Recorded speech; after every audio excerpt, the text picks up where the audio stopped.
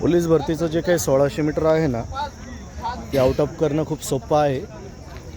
फक्त ते out of करण्यासाठी कधी कधी काय करावं लागतं तुम्हाला सांगतो मी. आता हे सगळे आपले विद्यार्थी आहे. यांनी सकाळी 1600 मीटरचा टायमिंग दिलेला आहे ऑलरेडी, म्हणजे यांचं 1600 मीटर पळून झालेलं आहे बरोबर. आता सध्या काय चालू आहे, 800 मीटरचे किती रेपिटेशन केले तू? 800चे 2 झाले आता. ओके. आणि आता काय अजून बाकी काय आहे? अजून 400च्या 5 बाकी. 400च्या 5 आहे, त्याच्यात 1 झाली.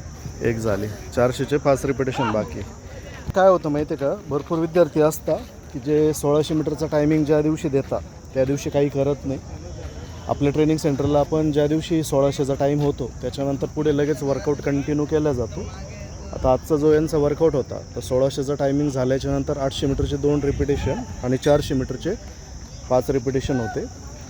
तर पोलीस भरतीला मेहनत खूप आहे, पण अशक्य काहीच नाही. टायमिंग सगळे आउट ऑफ येतात.